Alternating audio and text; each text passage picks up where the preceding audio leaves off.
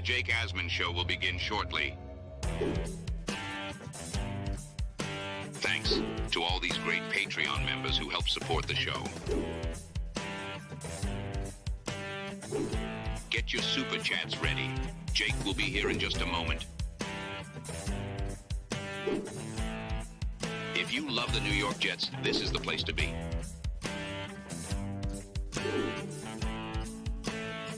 And now, the Jake Asman Show. Robert Saleh is on the hot seat. I think we all know that. But is Robert Saleh, is his seat hotter than any coach in football? According to CBS Sports, it is. We'll talk about that and much more. It's the Jake Asman Show. Let's hit it and get it started. Man, our Jets are primed for a historic season. Can you say why America is the greatest country in the world? The New York Jets. We bleed Jets green each and every day. This is not the same old Jets. We have Aaron freaking Rodgers. We have Garrett Wilson. Let's go. We have Brees Hall. Please subscribe and hit the like button below. Super chat, baby. Cut the line. We have Sauce Gardner. We have Quinnen Williams. The Jets bandwagon is loaded. Now it's time to talk all things New York Jets. It's the Jake Asman Show. Here we go. Is this thing on? I apologize for everyone's eardrums. Apparently, my mic was not connected. So hopefully I don't sound like I'm underwater now. Hopefully I don't sound like King Lowski on the strongest of steroids one can be on. I think we're back. So let's start the show. If you missed what I said at the top, Robert Saleh, we know he's on the hot seat. However, is he on the hottest of seats compared to the other 31 coaches in the NFL? And the answer, according to CBS Sports, is yes. So I'm going to put up the list and let's go through it because I agree with some of these names. I don't agree with all of these names. So we'll go in order. Cody Benjamin's the author who wrote the story over at CBSSports.com. And I'll give you the top. Let's see. He put together the top 8. So it's not even the top 10 here. And we'll start with a team that we know very well as Jet fans, Sean McDermott and the Buffalo Bills. And let's think about it. If not now, then when for the Bills? I personally think that they have missed their window as far as winning a championship with their current core. This, to me, is more of a retool season. Like, they're not going to be bad. They're going to be in the playoff mix. They're going to be competing with the Jets, I believe, for the AFC East. But you look at the Buffalo Bills, and I think they've had better teams during this run. And McDermott, I don't know if he's the coach to get them over the top. They can't seem to crack Patrick Mahomes and the Kansas City Chiefs. Are the Bills kind of like the 90s Knicks and Mahomes is the Bulls and Jordan? That's kind of the feeling. So McDermott being 8 on this list, I get it. I think he should be higher, though, because you can't change the quarterback. You're changing up the roster. The only thing you could do to try and break through is probably change the coach. I think McDermott should be higher on this list. Number 7 is Todd Bowles. I don't think Todd Bowles should be on this list, to be honest. Right? Todd Bowles made the playoffs last year with Baker Mayfield at quarterback. They went out there and they had a great season. No one had the Bucs as a playoff team. I don't think Todd Bowles should be on this list. How about that? Todd Bowles on this list? I don't think so. And then you look at the list here and you get to number 6 and number 5. I think they should be higher. Nick Sirianni nearly got fired last year with the way they collapsed. Mike McCarthy, I thought they were going to fire him after that debacle of a home playoff loss against Jordan Love on the Packers. I would move these guys up. Matt Eberflus at 4. Look, the Bears, everyone's anointing them as a playoff team. If they fire Eberflus, they're going to give Caleb Williams another system to learn, another coach in year 2. I don't know. I think Eberflus should be lower, and the guys like McDermott, Sirianni, and McCarthy should be higher. Now, Dennis Allen should definitely be on this list. I don't think anyone even knows what Dennis Allen looks like nationally. But the Saints have become such a nondescript team since Drew Brees retired and Sean Payton obviously retired and then to come back and coach the Broncos. I mean, Derek Carr is their big move to get them over the top in a garbage division. Didn't work out last year. So Dennis Allen, I think you could put in the top 3. And then look at number 2 and number 1, the New York coaches. I don't think the seat is as hot on Brian Daboll as maybe some think. Because realistically, if you're a Giant fan, what are your expectations this year with Daniel Jones at quarterback? I think the fact the Giants did not take a quarterback almost gives Brian Daboll an excuse. Hey, you still haven't let me got my quarterback yet. You still haven't let me find my Josh Allen. Look what I did with him. Now, I get it. Bill Belichick's out there. And, if he has time to coach again instead of date 24-year-olds, maybe the Giants job would be a dream for him. But I don't think Daboll should be this high. I mean, what are the expectations for the Giants this year? Are they supposed to be a playoff team? I mean, Daboll showed you when Daniel Jones could just be competent. He was good enough to get that team to the playoffs and win a game. Last year, they had all the issues with their O-line. Jones got hurt. I don't know if Daboll should be as high as number 2 on this list. But number 1, I have no issue with, Jet fans. I don't. And I've said this. While I have been supportive of Robert Saleh on this show more than maybe some other content creators and certainly some of the crazy callers that call in, they got to win this year. Robert Saleh is absolutely on the hot seat going into year 4. Very rarely do head coaches get 4 years in the NFL when the first 3 you don't make the playoffs. And while I would point to some of the extenuating circumstances Saleh has had to deal with, a la the worst quarterback play in the league the last 3 years, Rodgers going down on the 4th play of the season last year, there's no doubt this is a make or break year for Robert Saleh. Bob's got to win this year. Otherwise, there should be changes. 9-8 is not good enough. Not only do the Jets have to have a winning season, they got to make the playoffs. And I believe for Saleh to fully stamp himself as this team's head coach beyond 2024, they got to win a playoff game.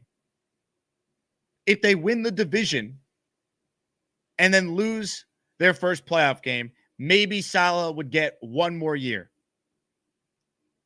But it would really depend on what that looks like. Who'd they play in that game? Why did they lose that game? Was there a major injury that happened in that one? But just blanket statement, if the Jets don't make the playoffs and win at least 1 playoff game, I don't think it's a lock Robert Saleh's back for 2025. And while I like the man personally, I don't think that's unfair. He's in year 4. He has all his players. You have all these star players on rookie deals that you're about to have to pay. This is the window. You didn't add Aaron Rodgers to go 9-8 or 10-7 and then lose in the wild card round. You're expected to go on a run. You got your mulligan last year. So I have no issue with Saleh being ranked number 1. I think he is on the hottest of seats. I truly believe that. The record for Robert Saleh is 18-33. You throw out year 1 because it was a rookie quarterback, rookie play caller, the year after they had the worst point differential in franchise history. And you look at the last 2 years with no quarterback, they have been a 7-win team. That's not good enough. It's not as bad as some portray it. I think 7 wins with Zach Wilson, Tim Boyle, and Trevor Siemian as your 3 quarterbacks is actually about right for most coaches. Maybe Mike Tomlin would have squeezed out another win or 2, but not that much more with these quarterbacks. Let's remember that. You could think Saleh's not a great coach. You could think he's a defensive coordinator and he's maybe a little in over his head as a head coach. But with this talent, they should have enough to win with Aaron Rodgers healthy and Tyrod backing him up. That's the bottom line. But Robert Saleh being number 1 on the hot seat rankings, he should be. Year 4, they're all in to win. Joe Douglas has had 5 full off seasons. He's in year 6 as the general manager. We won't count year 1 because he got hired in June. I think Saleh could be a good coach. I think he has learned from these first 3 years. But I think what makes a good coach is also having good players. I think everyone loves Mike Vrabel, right? I think he's a really good coach. Well, guess what? Saleh won more games than Vrabel did last year. Does that make Saleh better than Vrabel or no? There's context. You got to have the players, man. Bill Belichick's the greatest coach ever. He didn't win anything without Tom Brady. You still need the players. And I think the Jets have given Saleh the players. So now this is supposed to be the year we truly evaluate what he is as a head coach. We know he's a defensive savant. We know Robert Saleh is an outstanding defensive coach. We don't know if he is a great head coach. This team has to come out better in games. This team has to be more disciplined as far as the penalties. This team has to go out there and after the high of a big win, not follow it up with a stinker. And I think a lot of this is solved with better quarterback play. I do. So I'm not going to sit here and be hypocritical and say, Saleh can't do this, or that. He hasn't had a quarterback. And it's not like he hasn't had, like just a competent quarterback. He has had the worst quarterback play, historically speaking, in the NFL. That's how bad it's been for Salah since he's been the Jet coach. So I try to be fair in my evaluation. I think he's proven he's a great defensive coach. He's hired a great defensive staff. They hired Hackett to lure Rodgers. We don't love Hackett, but we think Rodgers neutralizes a lot of our fears. I like that Salah is taking more ownership and being involved with the offense. I think that's good. I think there's value in that. But they got to win. I have no issue with saying Robert Saleh is on the hot seat because he is. They have to win. 9-8 and not making the playoffs, he's gone. 9-8 and losing in the wild card round. Depending on the circumstances, like did Rodgers miss a lot of time? Is that why they only went 9-8? Did something else happen? Like I think there's an eye test involved in this, right? There's nuance to this conversation, but blanket statement for Robert Saleh to be the Jet head coach in 2025, I think it's make the playoffs and win a game. And obviously we will reevaluate our expectations based on what happens. That's why I think it's so silly to say, well, fire him last year. He didn't make the playoffs and the Jets were all in to win last year. No, you can't fire him when he had Aaron Rodgers for 4 plays. That doesn't make any sense. Smart organizations don't just change the head coach when they went all in with a plan they didn't see through. They have to see it through for at least this year and then adjust if it doesn't work. And I think that's fair. And I think Rodgers has even acknowledged if we don't win, everyone's out. And he likes that pressure. And I think Salah is going to learn a lot from these last 3 seasons.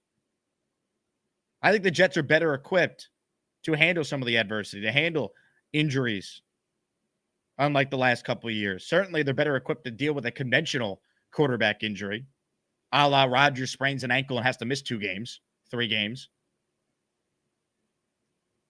But they got to win, man. 9-8, missed the playoffs. He's gone.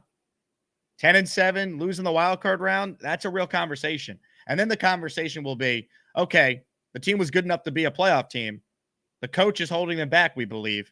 Does the general manager get to stay and pick another coach? Some of you are going to say, we love JD. No matter what, he gets to pick his guy. I'm not so sure. I want to see how it plays out. Joe Douglas does not get a pass for Robert Saleh not working when this was his pick. It would take, for me, a very unique circumstance for me to sit here and say, coach gone, keep GM, let him pick the coach. And I'd want to know who that coach is he's picking. Is it Mike Vrabel? It's not going to be Belichick, so let's not waste our time. Is Tomlin finally done with Pittsburgh? Probably not. He just got an extension. But who's the guy? What's the plan if it's not Salah? And these are all conversations I don't want to have in June because I think this team's going to be good this year. I'm picking them to win the AFC East. I believe in the talent.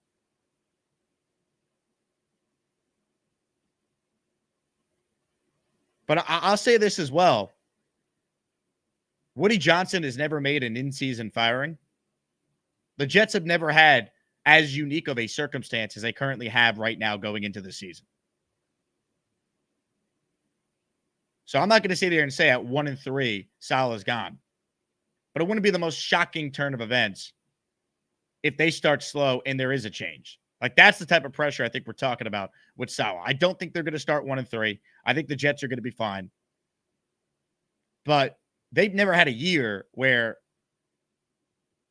there's this unique type of circumstance where you can make a case everyone should have been fired last year. It was so bad, but they didn't because of the Rodgers injury. And now it's a mulligan going into this year, but you don't forget what happened last year. It's very weird.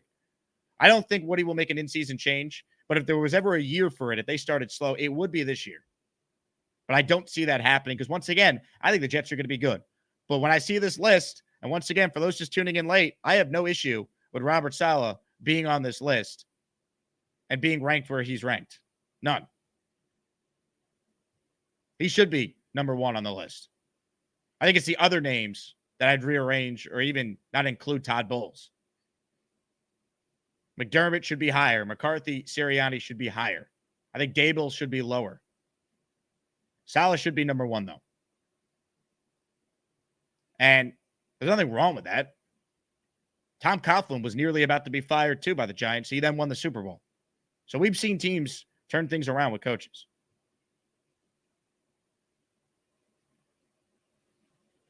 But they got to win now. That's it. There's no reason why the Jets shouldn't win. There's no reason why they can't win. Make any excuse you want. It's not good enough. They have to win this season. Do you agree or disagree with CBS Sports naming Robert Saleh as the head coach who's on the hottest of seats entering the 2024 season? Hit the like button if you're just tuning in. Make sure you subscribe to the channel. We're going to open up the Gusbuster umbrella hotline here shortly. I want to say, hey, Robby Sabo, I hope you feel better, brother. Robby was supposed to join us on the show in his weekly spot, but he called out sick last second. He said he's sick as a dog. So everyone wish Robby Sabo well. Hopefully he'll join us either later this week or next week when he feels a lot better. Some guest updates here. We will be joined by a different Jet X content creator. Andrew Fialco is going to make his triumphant return to the program tomorrow. So be on the lookout for that. Andrew's first time on the show since his maiden voyage to Italy, where he called us in from one of the beaches. So be on the lookout for that. One final thing I wanted to put up. People are saying there's no way Salah is a good coach. How could you think he's going to win? What evidence do you have that he could win? Well, I'm going to show a chart, and everyone needs to look at this chart because I've shown some charts like this before, but this is data now going back to 2015 among quarterbacks who have played at least 1,000 snaps. Look where Zach Wilson is on this chart, folks. Quarterback efficiency. The bottom is completion percentage above expected. The left is EPA per play. This measures a quarterback's efficiency. In the regular season, weeks 1 through 18, minimum 1,000 plays. And look where Zach Wilson is among quarterbacks who have played that many snaps since 2015. And this team has won 7 games the last 2 years. In fact, in 2022, they actually had a winning record with Zach Wilson at quarterback. So before we say Salah can't coach, can we at least see what it looks like when he has a legit quarterback? Look where Rodgers is. Look where Zach Wilson is. And they don't even need MVP Rodgers, but look at the gap between Blake Bortles and Zach Wilson. I could tell you, folks, I did radio in Houston for 6 years. I covered every game Davis Mills started for the Texans. Look at the gap between Davis Mills and Zach Wilson. The gap between Davis Mills and Zach Wilson is the same gap between Davis Mills and Tyrod Taylor, who's now the Jet backup quarterback. So let's put some perspective on how bad it has been for this franchise at the quarterback spot. And look where Darnold is on this list. And I'm not sitting here telling you Sam Darnold's good. He's not. He stinks too. But there's levels to the stinkery. And Zach Wilson is in a league of his own. It stinks. All right? It smells worse than B-Man's bathroom. So I want to make this very clear.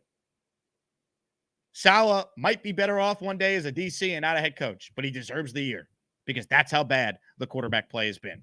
And this chart that I first saw the Buffalo Jet fan tweet out yesterday, I think tells a lot of the story, and that needs to be mentioned. There are levels to this stinkery, folks. All right? Let's not forget that. No one's sitting here making excuses for the Jets, but when they won 7 games the last 2 years, and you see where Zach Wilson ranks amongst his peers since 2015, we're almost going back a decade, I think it tells you a lot about the situation the Jets have found themselves in. Comments, questions, super chats. We'll cut the line. Today's Jake Asman Show is presented by today's sponsor, Huga House. Folks, get yourself a vintage-inspired cap. Get it 15% off when you use promo code Asman at checkout.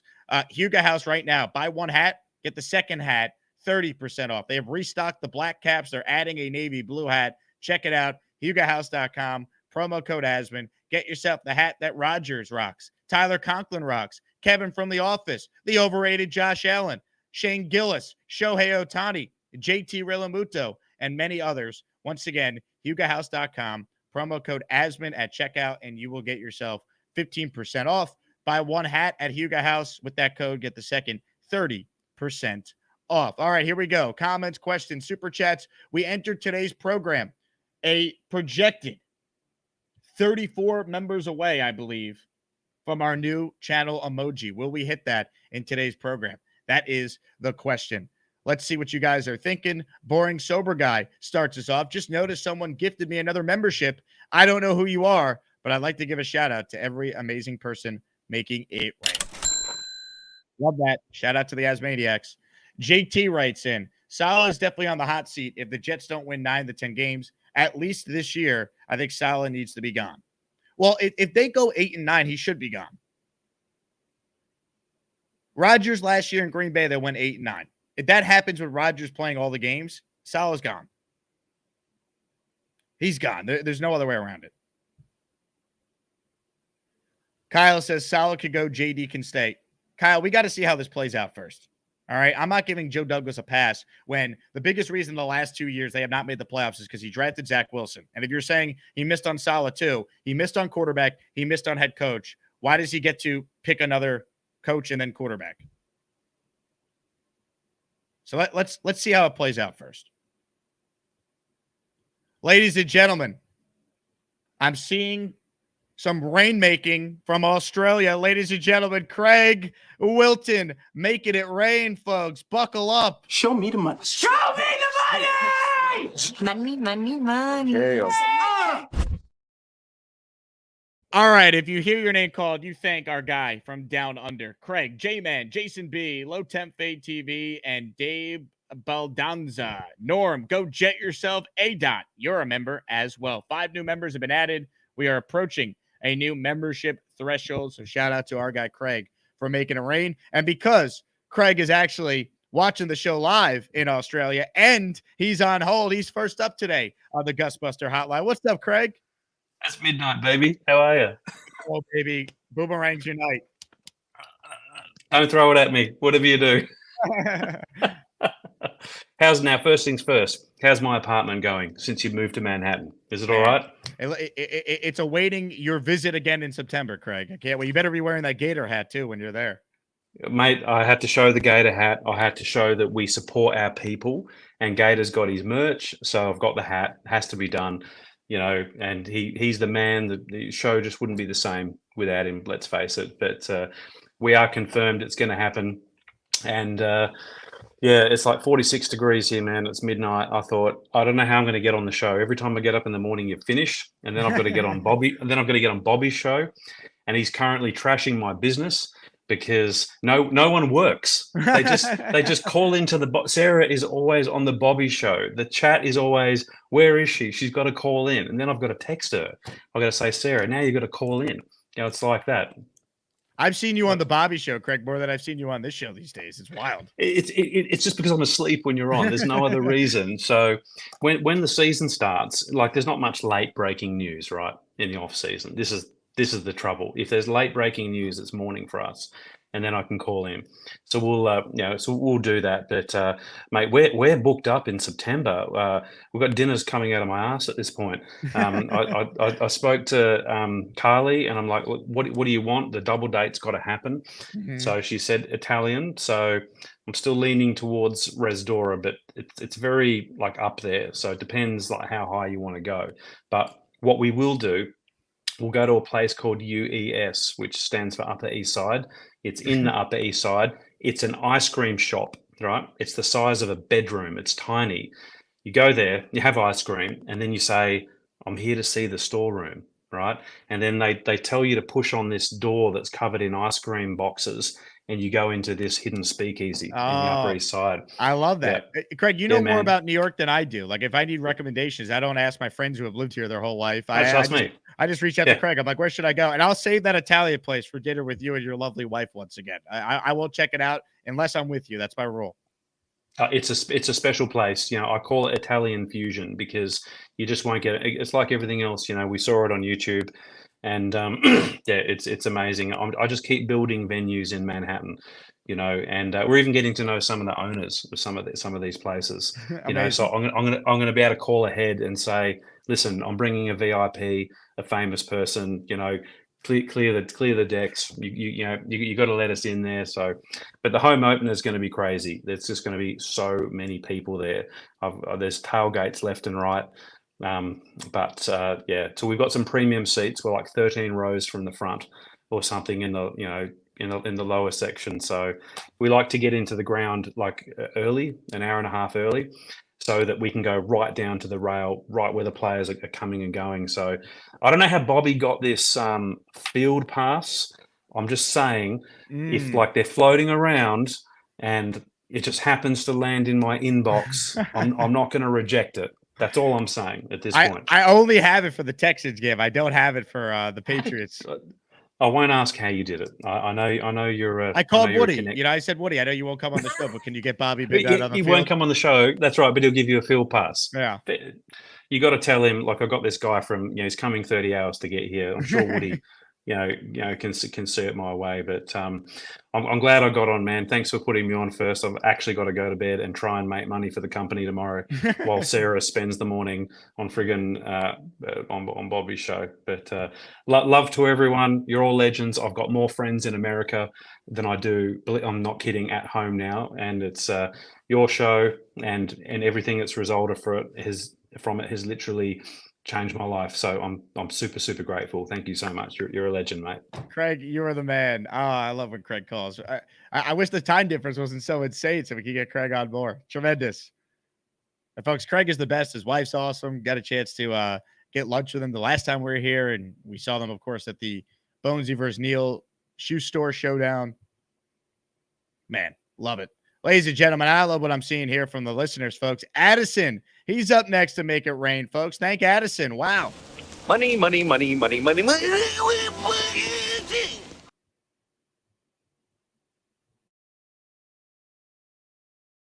All right, if you hear your name, you're a member, thanks to our guy Addison, Sean McNeil, Turd Ferguson, Hector Cabrera.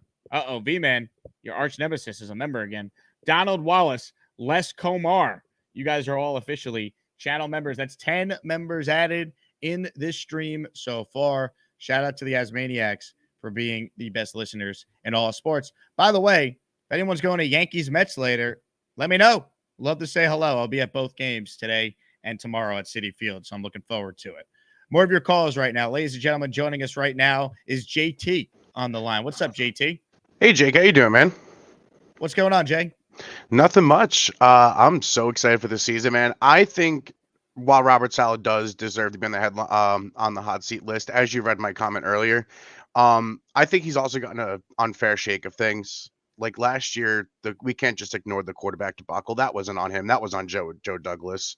While Joe Douglas has been pretty good, he's definitely botched a couple of things where it's had some pretty big outcomes. Like last year, if we had Tyrod Taylor, Jacoby Brissett, one of those mid-level back or higher tier backups, I guess I'd say, last year, I think we see Rodgers on Christmas Eve and we make a postseason run.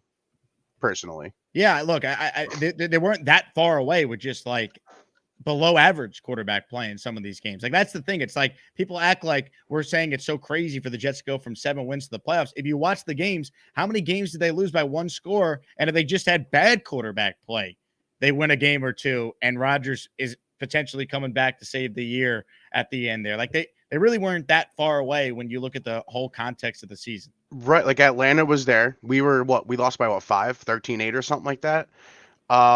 Vegas, we beat Vegas with a decent quarterback, a bad to decent quarterback. We beat the Chargers with a bad to decent quarterback because they didn't have any offensive performance. If I remember, one of their touchdowns was a defensive special teams touchdown, and the other two started in our own territory. That's less than 50 yards for a scoring drive. Like, that's insane. We gave the Chargers that game and lost by 3 touchdowns. So I want to see Salah with the team that Joe Douglas has finally built. This team finally seems primed and ready for a nice postseason run. This team seems ready to be a force. I think we're strong in just about every aspect of our team right now. I can't really point out a glaring weakness on our team, in my honest opinion, outside of maybe older guys and health. That's it. 100%. Look, you can nitpick. You could say, hey, you're concerned about safety, maybe interior defensive line, replacing some guys. But like, as far as the major things that allow a team to be a contender versus not a contender, it's quarterback and offensive line. And they shored up both those, obviously. And then, of course, defensively, the defense, I think, could be better than it was last year. Now, you can't predict injuries, but you would think the defense could force more turnovers and have more sacks when they're playing with more leads in games. The guy whose jersey you're wearing, Quinton Williams, I think is going to be a major beneficiary from the Jets being able to try and close out some games with like fourth quarter pass rush. That's why he was the first new jersey I had to get my guy Q. And I think we're good with safety. I like Tony Adams, and I also like Chuck Clark. I want to see how he rebounds from his injury. I don't know. I think we're a little better at safety than some think.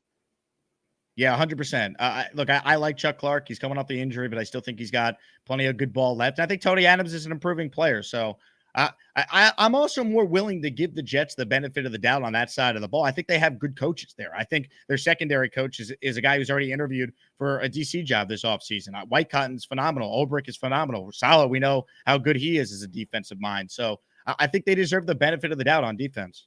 And this defense playing with leads is going to be freaking amazing, man. I can't wait to see this defense feast with some leads.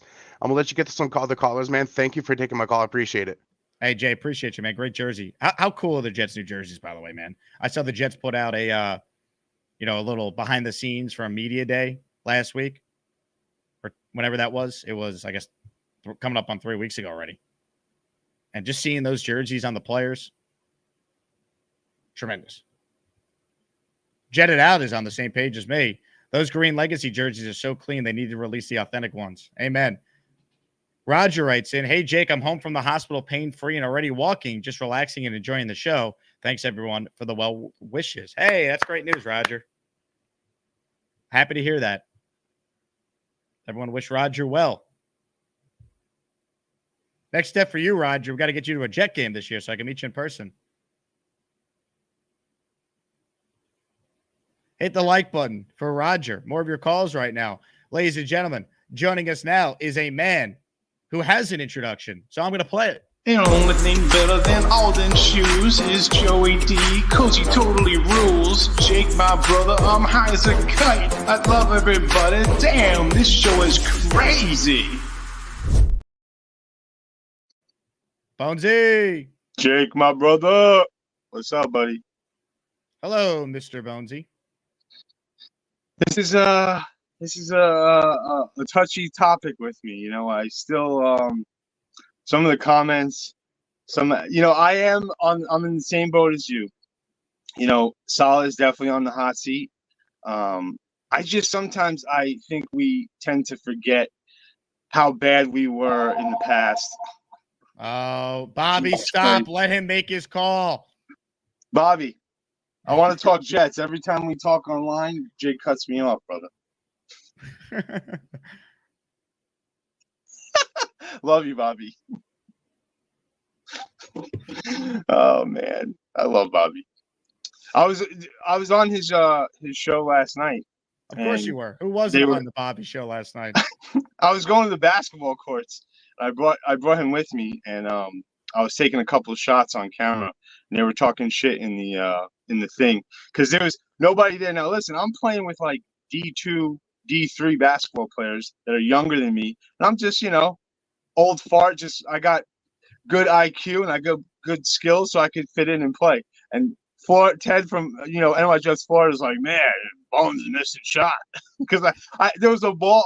There was like three of us in the gym, and it was like a woman's ball that's like white and black, one of those smaller balls. We were just like shooting around, and I took a couple shots on camera. But Tommy called me out. Tommy wants to go 1-on-1, so I'll put $100 to $10. He won't score more than like 3 points. I'll beat him 11-2, but I'll whoop his ass. Sorry, Tommy.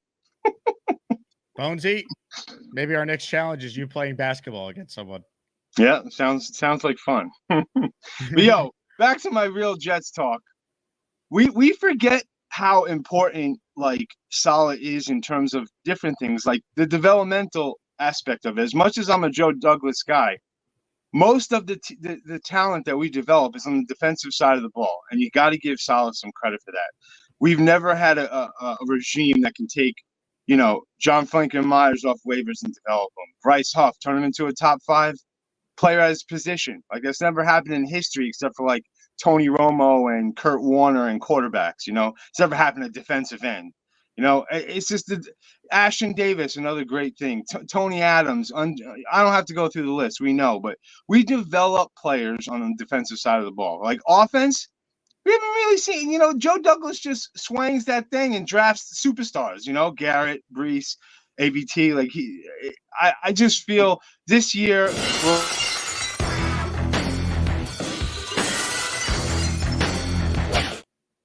Nobody loves Joe Douglas more than Mr. Bonesy. Joey Three Legs. That's my guy. But this year is so important. I am interested to see how Salah performs when teams don't have to, when teams do have to push the ball on us and try to score. Like our defense better get more turnovers because some of the games, games like the Lions games 2 years ago, and you remember all these games where it's like teams don't even taking no chances because they don't have to. They're literally trying to kick field goals, beat up a score because we can't do anything on offense. So that is one thing I do want to see. I want to see how Salah handles the defense when we're actually putting up points and scoring. So, but everything in on this year, obviously, this is it for Salah. But I just can't see it going bad unless we have injuries. With Rodgers at the helm, I can't see how. I pray it doesn't happen. Allen's going to be wrong. We are not firing Salah. He's harping on that. He's very confident that we're getting rid of Salah in January. So it's what he's rooting for. Oh God, his dream season is 8-9, miss the playoffs. Yeah. That pick, dude, you made him do it a couple times too. It was fantastic watching. It looked painful for him to have to cheer for his favorite team. Did you see his face when you made him do it again? He was like, "Oh, come on, Jake! I just gave it to you. You can make me do this shit again." He was so mad. That was funny, but it's a sad state of affairs. Hey, Bobby, I love you. Don't I do. I love you with all my heart, brother. And last thing I'll say is, never cross Bobby. This is to South Ass Detailing. You're getting a little testy with Bobby yesterday. Don't do that, brother. He's got an army behind him, so you don't mess with Bobby because then you're messing with Bonesy and everybody else, my man. But Bonesy, we all want to be positive though. I love it, Mr. Bonesy. Check it in from the shoe store. Nick wrote, Jake, how can I join the Discord? You join the Discord when you sign up for my Patreon. That's the only way to get on the Discord. It is included in your membership on Patreon. You get Discord access, the show and podcast form without YouTube commercials in there. You get bonus shows that are not on YouTube. You find out about events before the general public. You get discounts in my merch store, which I do plan to launch, hopefully in the coming weeks. Conversations are ongoing there for those who have asked. And plenty of other things that I want to make exclusive to Patreon and Discord users. For example, you got the group buy rate of $135 to sit in the lower bowl instead of $190-something to watch the Jets-Texans game on Halloween. So that came with your Patreon membership, that exclusive group buy. Many other things. I want to reward Patreon users. This is a way to support me as I continue to do this full time. So patreon.com/Jake Asman Show if you want to join the Patreon. And let's give a shout out to Jesse P., AD Jets fan, and Jay Enrile, our most recent Patreon subscribers. More of your calls right now. Luppy's up next on the hotline. What's up, Lupp? Hey, how you doing, Jake? How's everything? All right? What's going on, man? Listen, I just want to thank you. I haven't got a chance to call in. Meeting you the other day was great, man. And all the other Asmaniacs, they are so genuine. They are just exactly like they are on camera. It's like a family. We really are. And I just want to say thanks for doing that. And any ones that you're doing in my area, I'll definitely be there again. Lumpy, it was great to meet you, man. I was so excited when I saw you walk in. I know. I saw you. I was like, you're real. So it was funny. Listen, I know Alan's happy about this list, right? Oh, this is his dream. I kind of agree with the list mostly. I don't think the Bears coach is fair being on there, especially with a rookie quarterback coming up there. But overall, I think it really was a pretty decent list. Salah, definitely his excuses are taken away. I was always supporting him, just like you, Jake. The guy does develop talent on the defense. He definitely does that. But now this is where rubber hits the road. He needs to perform. We need to get to the playoffs and win. AFC East champions just sounds so great. And this team is talented enough to do that. I think we have, if we stay healthy, God forbid, we stay healthy. I know we can make a push. We can make a push for that Super Bowl for sure. I know it seems a little delusional saying it as a Jet fan, but I couldn't even say that because I'm like a realistic fan like you. You always see the other shoe dropping off. But there's no excuses. We got the backup quarterback. We shored up the offensive line. I mean, even if our defense takes a little step back and we're number 5 instead of 3, I mean, our offense is going to be way better. I like to take that chart and put it as a T-shirt right now just to show everybody else walking around because it's true. I mean, if we can get half of that gap closed, I mean, I don't see how we can really lose many games. And if we do, it's going to be on the coaching staff. It's going to be on Salah. So that's why he should be on the hot seat. Yeah, look, they're not that far away, right? Like people think we're crazy when we talk about the Jets being a playoff team. It's like that's the minimum expectation. Like, I hope we're an underdog every single game and nobody sees us coming until the end. Wouldn't that be nice? Wouldn't that be nice? Yeah. Won't happen, though. Too much attention on the quarterback, Lumpy. But, hey, like, make a statement week 1. You know? And then after that, go handle your business and go into that Bills game 4-1. The Jets have a sizable quarterback advantage in a lot of games this year. We have not been able to say that in a very, very long time. We have never been able to say that in this era of football where it's so much about the quarterback. So much about the quarterback. Ladies and gentlemen, I'm behind on some super chats because StreamYard is bugging out, as you guys noticed who caught the cold open where I sounded like I was underwater. So here are a couple of super chats that I missed that I want to give some credit to. I'm now back on track here. Debo Vibes. Thank you for the $2. Bang Mateo. I was ahead of the curve. Salah not cut. Dumb mustard. I don't even know what that means, Bang Mateo, but you're not ahead of the curve for saying fire Robert Saleh. It doesn't make you original. All right. In fact, I don't even have patience for this. We will see you later. F you. F you. F you too.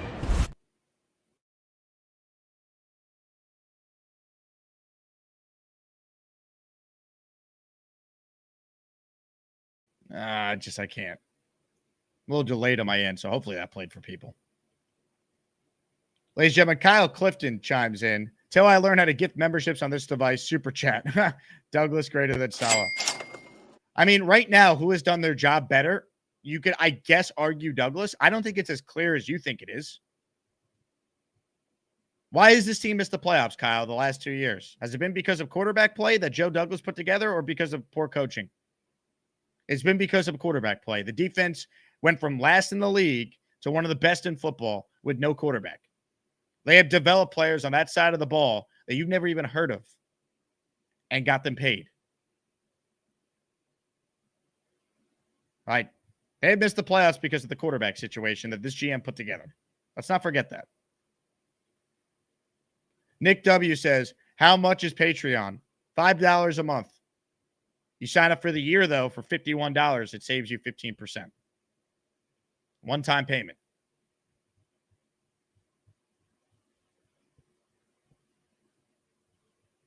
Rick Kent, making it rain, baby. Let's go, Rick. You're up early. I know you're on the West Coast, so we appreciate this. Our guy, Rick Kent, coming through for the people. Sound the alarm.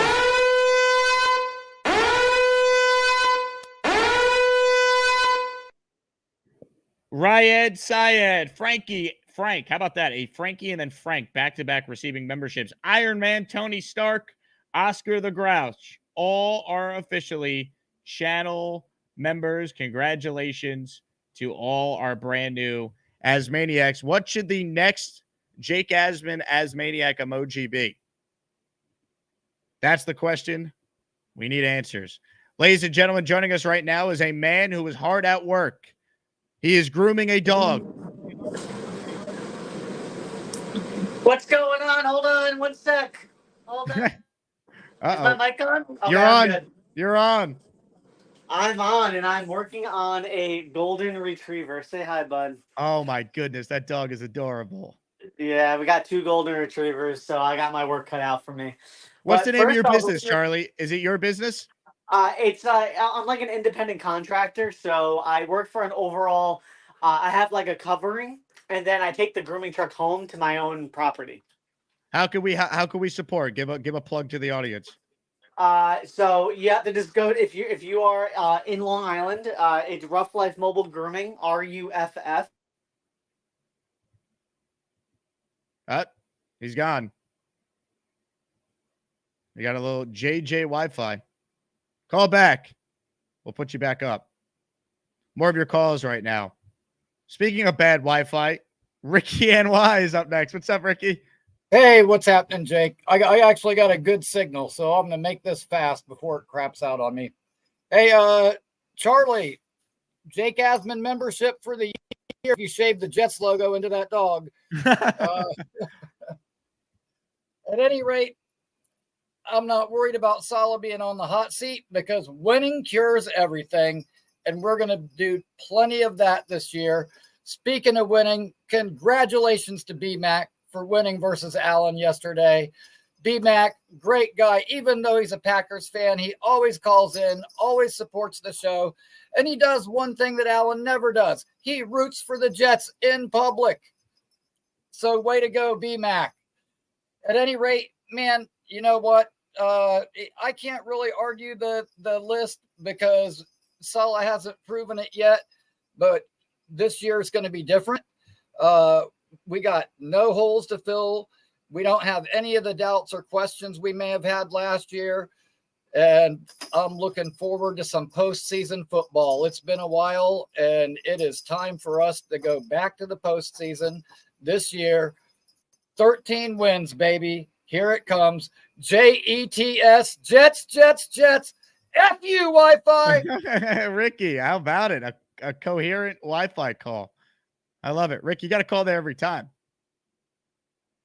Ladies and gentlemen, he mentioned this guy's name. He is on the line right now. BMac is up next. Hello, BMac. Hey, Jake. Ricky, thank you for the shout out, my man. Thank you. I appreciate that. You're the man. Yes, I kicked Allen's ass yesterday, and I kicked his ass good. And I would kick his ass physically, too, because I'm 6'4", I'm lengthy, and, I got good range. I have to guess how tall Allen is. I think he's like 4'4", something like that, 4'5", something like that. So, he's a midget compared to me. And I can pick him up and shoot him in a basketball basket if I wanted to. So, but thank you, Ricky, for your support. Thank you for a shout out. The one thing I do want to call in, I went on, and there's a girl named Michelle, right? She's on the Hormone Show on Chris Canty, and she did for top 5 shocking players. And she had Rodgers at 5, and she said that she shocking players. Yeah. Like who's gonna come back and shock the world and play great? So she thinks Rodgers is gonna play great. Yeah. She had her at 5, and she thinks that Rodgers is gonna win the MVP. That's her MVP prediction. Really? This year. Yeah. Michelle Smallman thinks Rodgers is going to win the MVP. We might have to get her on the show and discuss this. Yeah. She was on the Chris County wasn't on there. Maybe she felt comfortable talking up Aaron Rodgers when Chris was in there. BMac, I'm going to let you go because your internet was terrible. But good point. Interesting. I know Michelle, coworker of mine. Maybe we'll get her on the show. I didn't realize she felt that way about Rodgers. Maybe she felt comfortable talking about Rodgers being good because Chris Canty's off this week on that show, right? Imagine saying you think Rodgers is going to win the 5th MVP when this is your co-host. This guy is a cancer that's metastasized throughout the entire building in Florham Park. And I don't know why Jets fans can't see it. Imagine saying that when that guy's your co-host. Oh, baby. Good call, B-Back. I'll look into that. Let's go back to Charlie and see if we have figured out the issues in the dog RV. Yeah, my phone died. Yeah, at a very bad moment. It was on 4%, and I'm like, let me get a little more range so I don't have to be on my wire. But then it really died quickly. I think the Gusbuster hotline really sucks a lot of battery life out. It does. But, yeah, so real quick before, I'm on the wire now, so we're good. But first, I'd like to say, let's go Mets, baby. The hottest team in the month of June. We got David Robertson on the mound. The Yankees have struggled against lefties so far this season, but I will say the Yankees are still one of the top baseball teams in the MLB. You're not starting. You're not starting a reliever tonight, Charlie. You're starting David Peterson. Yes, David Peterson. Yes, not Robertson. I love, sorry. By the way. I said Robertson. Oh, yeah. I didn't even realize I said that. Yeah, David Peterson. Sorry. I know what you meant. It's all good. Yeah, I guess he's in the back echelons of my brain from when we had him, right? But anyway, I know you're going to the game. I'm not going. I'm going to be at main event tonight with a few buddies of mine for the game, but decided to save the money because the tickets were like $200 each, even in the upper areas. But man, when it comes to Robert Saleh, I do agree with your take. He's definitely on the hot seat. and he should be at the top of that list for sure. He's got to win this year. He's got to win this year. I do feel like my opinion is I think Joe Douglas should keep his job mainly because of his drafting. I mean, at the end of the day, I mean, we call the draft a crapshoot, but if someone's a really good defensive coordinator, like he was at the 49ers, and he's showing really good leadership skills and players like him and stuff, it's like, how can you predict the future that he won't be an all-around great, coach that can be a great head coach? It's like, at the end of the day, you gotta just take a chance on it. And who's to say that he's going to mess up the second time he picks a coach? So, but I'm not all for firing Salah. I don't think these seasons are his fault. He came into literally the worst roster imaginable his first year. Got strapped with Zach Wilson, who is, as you say, the worst quarterback who's had the amount of starts he's had, like Jamarcus Russell style. So I do think he should get this year, and I think at minimum we need to get to an AFC Championship game at minimum. Charlie, I love your Jet take, but I also love that golden retriever you showed us. Give us more dogs. Yeah, there we go. More dogs. What's the dog's name? Shoot, I forgot. I do a lot of dogs, Jake. Hold on, let me take it. Uh-oh. Charlie went into a darkness retreat, it looks like. Charlie. Hello. Yeah, I'm here. I had to look at my dog grooming schedule and then take my camera off. But this is Brody. Brody. Ah, very or nice. Baxter. It's Brody or Baxter, but they're both boys, so I can't really tell. Let's see. Brody. Okay, he's reacting to Brody. Let's see if he reacts to Baxter. Baxter. Oh wait. You know what? He might be Baxter because he cocked his head. Oh, we couldn't see either interaction. Baxter. Brody. He's just like, what, he's staring at a squirrel or something? I love it. All right, listen. Are you allowed to give them treats? Like, how does it work when you're grooming them? Okay, so first off, when dogs are in the grooming truck, they usually have some anxiety. So they usually, like, the last thing they want to do in the grooming truck is eat. So I've been grooming for 15 years. So, like, honestly, I've only had a handful of dogs actually eat food out of my hand in here. But I'm not allowed necessarily to give treats anyway because dogs have certain food allergies, and I don't want to get, like, sued for, like, causing some kind of crazy allergic reaction because the dog was allergic to chicken or something. Makes sense. I gotta recommend your business to my parents because we got a family dog, Chloe. Maybe her next grooming will be with your company, Charlie. Yeah, dude. I mean, honestly, go on the website. You can find out when you put everything through, it'll say preferred groomer. My name is on there, and yeah, I'll come. We go everywhere in Long Island. We go out to the Hamptons once in a while, but we'll go right up into the limit of Queens because there's really no parking in Queens for these trucks. I love it. What is the website one more time? It's Rough Life Mobile Grooming, RUFF Mobile Grooming. There you go. And it'll be the top thing. It'll be the first thing that pops up on Google. So. I love it. We were also on NBC. We're on a TV show with the guy that does the Shark Tank show. Very nice. I forgot his name. What's Cuban? his name again? The guy, not Mark Cuban. The guy that he also had like a TV show. Kevin O'Leary. Kevin O'Leary. We were on with Kevin O'Leary on the show, and he was kind of like hearing the business plan of the company and like saying like where we can improve and stuff. It was a TV show like that. He was giving business advice. I love it. Well, Charlie, good luck, man. That's awesome. Appreciate you calling in. Call in more with the dogs. We need more dog content in June. I will try. And enjoy the game tonight. All right, let's go Mets. I appreciate it. Let's go Yanks. Charlie, check it in. I love it. Very cool. Jay writes in, visiting family in Houston, not the same without you here. You left right when Caserio hit the bullseye. Jay, enjoy Houston, man. God bless. How hot is it right now? 98? Real feel of 107 like every other summer day. I don't miss that, but I do miss Houston. And I told Nick that when I saw him at the combine. I had a nice conversation with him at the scouting combine, and I said, you guys got good literally as I left local radio. I'm like, I'd like to take full credit. I think I told this story on the show. And then I said to Nick Caserio, I go, must be nice to hire the defensive coordinator from the Niners, the pass game coordinator from there that's never called plays, take your quarterback second overall, and it works out nicely for you. And he laughed because he knows I'm a Jets fan. He's like, sometimes you got to get lucky. And I said, you're right about that. Dave writes in, Salah's issues are many besides not having a quarterback, which you could say is primary. he is a total players coach with little discipline and lacks in-game coaching skills. I'd push back on saying he lacks in-game coaching skills. I think they just adjust too late. I think they got to be more proactive. They were a very good second half team if you look at first half to second half in yards and points allowed.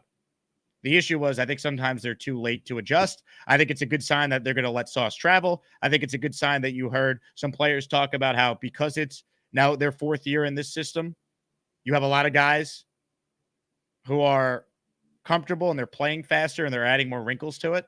I think that's good. I think Salah's learned from these first 3 years. Doesn't take away what I've said that he is absolutely unequivocally on the hot seat and he needs to win. Otherwise, none of this matters. Comments, questions, super chats. We'll cut the line. Hit the like button. Hit the join button to become an Asmaniac as we approach a new membership threshold. What should our next emoji be? We added the Mike D's Nuts emoji. We need another emoji. As of now, it looks like we're, according to this, I don't know if an updated 18 channel members away from another channel emoji. More calls right now. Ladies and gentlemen, Johnny Boy is on the line. What's up, Johnny Boy? What's up, bro? How you holding up, man? Hey, what's up, man? Oh, you know, I saw you got your Yankees gear, so I had to put on my Mets gear. Let's give the little rivalry tonight. And it is Peterson going over there tonight. I was like, I forgot his name. I was like, homie. I was like, please don't say that. That's why people make fun of us as being Mets fans. But, dude, this whole thing with the Jets, man, like that whole power ranking, and now with the thing with Salah and everything, look, we just got to win, bro. Like you've been saying it. We win, we shut everybody up, and let's just go, dude. Like, it sucks. I mean, be honest with you, this is the first time in a long time that we've had Jets news constantly being blasted in all the national media outlets that are out there, you know, and that just should talk volumes to everybody as well. So, I mean, he keeps us in the news, keeps us doing. I mean, I think everybody went crazy last night when Aaron Rodgers tweeted something, from my understanding, and everybody's like, oh, he's back, he's alive, you know, we're going to win it all, which I think we are. He retweeted something. He didn't tweet anything himself. Yeah, well, so I meant my fault. But yeah, retweeted, re-X'd it. I don't know how, you know, young people. But hey, it's a good game tonight, bro. Let's go, Mets. Let's go, Mets. Grimace era, baby. The Grimace era. Hey, and BMac. Bro, I don't know if he knows. Yo, Allen's like 6'6", bro, 240. That dude's a monster, bro. No, he's not. You can't even keep a straight face. Get out of here. You can't even keep a straight face with that lie. John with a super chat. He cuts the line. Good head coach, but depends heavily on the offensive coordinator. The offensive coordinator is Aaron Rodgers. It's his offense. Hackett wouldn't be here if it's not for Rodgers. We understand that. All right, we get it.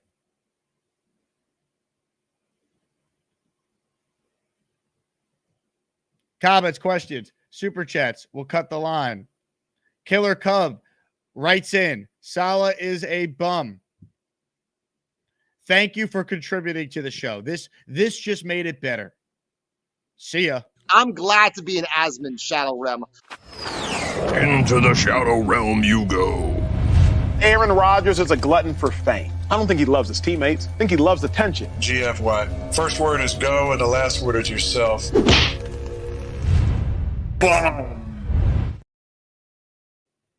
Alan's watching the show. He goes, I wish, JB. I don't know how tall Alan is, but I don't think he's 6'4". I don't think he is. More of your calls right now. Ladies and gentlemen, joining us right now is a man who has not one, not two, not three, not four, not five, not six, not seven, but 8 introductions. Well, you know, I've grown to love my buddy Alan, but South S has to go. I threw him off my show. Bobby. Oh, hi. Oh, I'm on. Oh, well, I'm hello, on? Bobby. Oh, I'm finally on. Hi. Hey, Bobby. How you doing?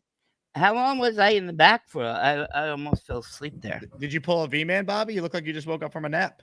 No, I was waiting to get on. I've been waiting for a long time to get on, so I thought I was in the chat first, so I don't know what happened. Well, yeah, but you know, we gotta be fair to other callers, Bobby. We gotta, you know, you call every show every day. I gotta make sure we get some other people. I'm giving you my love.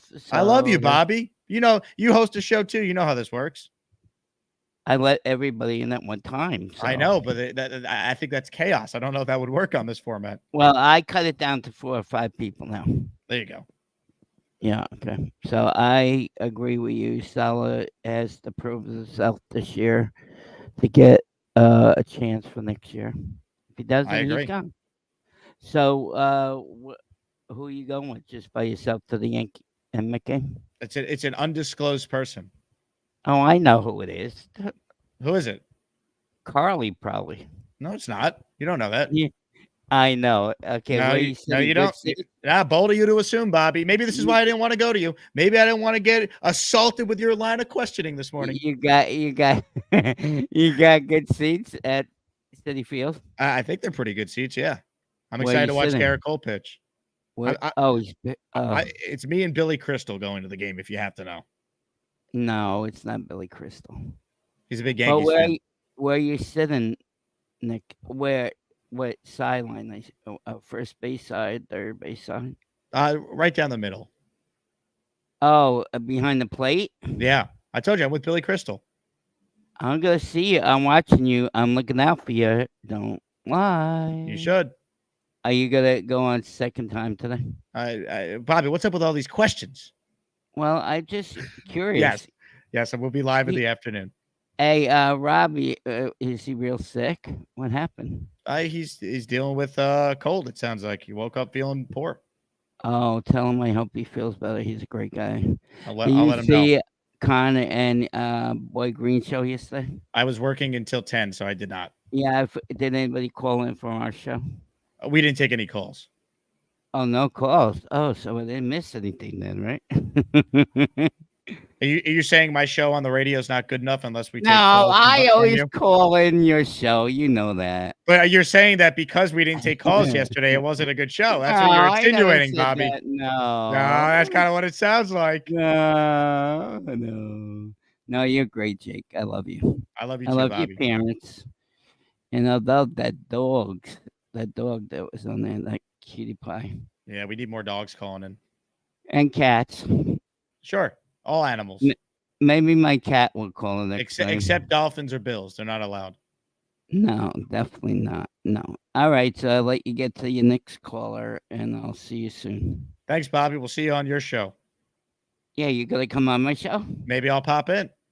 Okay, I won't. I would love that. Yeah. All right. Stay tuned. Yeah. Oh, you know I'm doing another Zoom meeting. Oh, farts, Jake's going live. Gotta end my friggin' stream. I'm Bobby.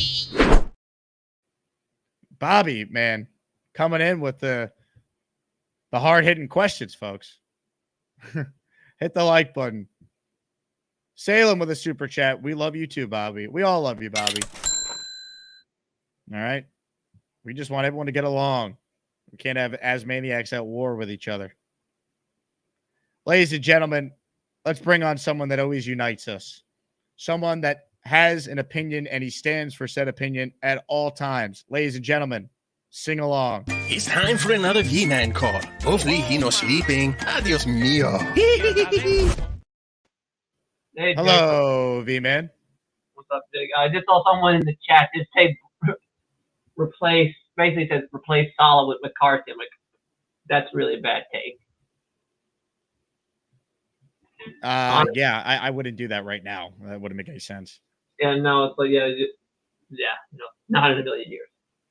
Honestly, I agree with the list. I agree with the list that Salah's on the hot seat. Look, do I want him to succeed? Look, there's no saying Jets fan doesn't want him to succeed. But we have to face. And look, last 2 years, he's had the unfortunate situation of having terrible quarterback play that's hindered him. You know, look, he's got this year, if everything goes well, as long as Rodgers is, look, this year you don't have an excuse. You're going to have Rodgers healthy. You're going to have a competent backup. You need to make the playoffs, and you need to win a playoff game. Otherwise, there's no excuse. You got to go. Look, I mean, it's very simple. They have the team. They have a contingency plan. If, God forbid, there's an injury to Rodgers that's conventional and not season-ending, they got to win. If they don't win, you have a better chance of being the head coach of the Jets next year than Robert Saleh does. Yeah, no, probably. How's the guitar, V, man? I can already just see it on your It's face. You're not, itching to play something. it's not a guitar. This is a Puerto Rican cuatro. Someone was asking me and said, someone said, why don't you play something Puerto Rican? In the last call I was on, it's all in the chat. Someone asked me that. Play us something Puerto Rican then, V, man. What do you got? I'm working on it. Still like a work in progress. So let's see. Well, let me just make sure it's tuned right.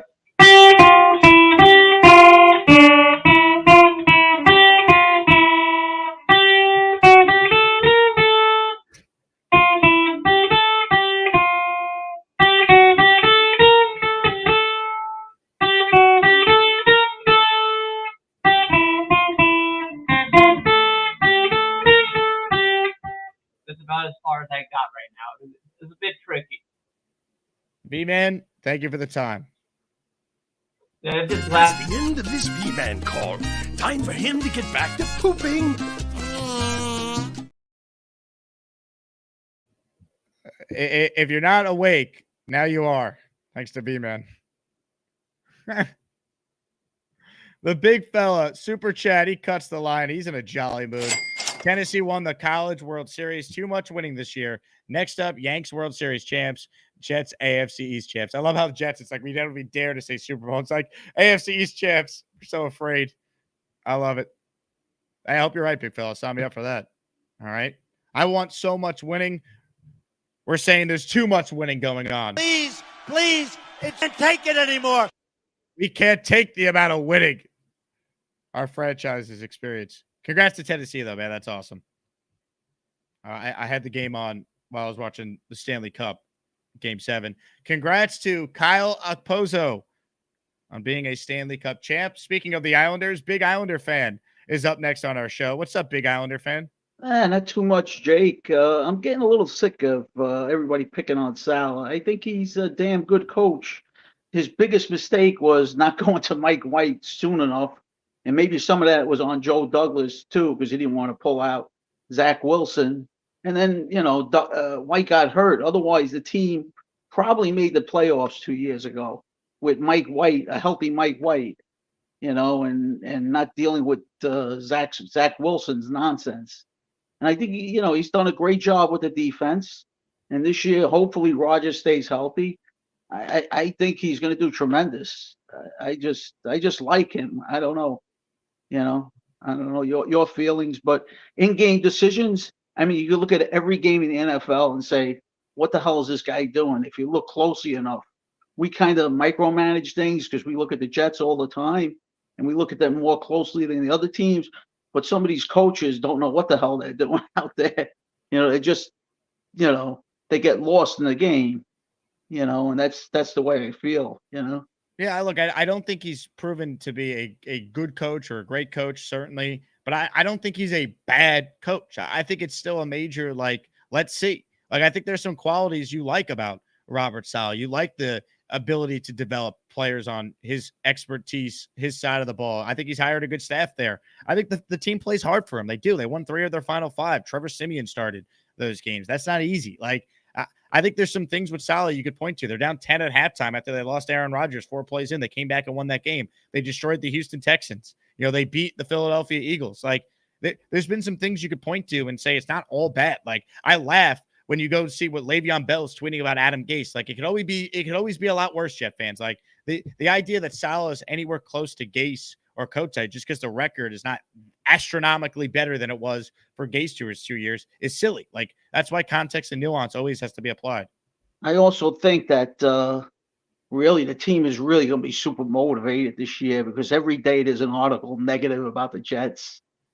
They snubbed I'm going to call him Bruce Hall again, but they snubbed Hall again. You know what I mean? I think these guys are going to be really revved up to prove everybody wrong, and I think we're going to see a great season this year. I got a question for you. Are you the guy, or there's 2 Islander fans that always message me about when I'm on ESPN New York. Are you one of those guys, Big Islander fan? Is that you? No, that's not me. No. I got 2 guys on Twitter, at Big Jim Fan and at Jim Fan 523 that always are DMing me when I'm on ESPN New York. And I wasn't sure that was you or not. No, I'm also a Met guy too, so I'll be rooting for the Mets tonight. But listen, it was great to see Kyle Pozo win the Stanley Cup last night. Although I was torn, I wanted to see Edmonton win. I did You know, too, but seeing Kyle get a cup was a nice little consolation prize. And how about the fact he was the third guy to get the cup on the handoff? That's how much respect Yeah, his teammates had for him. I was shocked at that, and the game was tremendous last night. That was one of the best. That had to be the best Game 7 I've seen in the Stanley Cup Finals in a long time. That was a great game. I'm not crazy about Sean McDonough, but I had to take the volume off during the game. I can't listen to him and Ferrara. Look, Sean's a good guy. I've interviewed him a couple of times. I'll say this though, I think Bob Wischusen is phenomenal, and I would love to see our guy, the voice of the Jets, get to call the Stanley Cup Final at some point too. Yeah, he's good. He's good, Bob. I like Bob, and I even like when Levy does the games. So Long Island Zone, yeah. Yep, that's it. All right, thank you very much, Jake, for giving me the time today. I appreciate it, big Islander fan. Good call, Steve Levy and my mom, same high school, and Adam Schefter. A little Long Island geography for all of you. More calls right now, ladies and gentlemen. Gary is up next. Hello, Gary. Hey, what's up, Jake? Hey, Gary. How's it going? I'm good, Gary. How are you? Good. I wanted to ask Bonesy. I still play hoops too. I wanted to see what kind of game Bonesy had. Maybe we could play two. He could be my 2-on-2 partner. Someone bring a basketball hoop to the tailgate for one of these games. We'll set it up. I still play in a 30 and over league, and I'm 40 now. I think this is going to be my last year because I'm playing against D1 and D2 basketball players. I have a guy on my team who's 6'6" and played at Southern Miss. He's a little older than me, but give us a player comp for your game.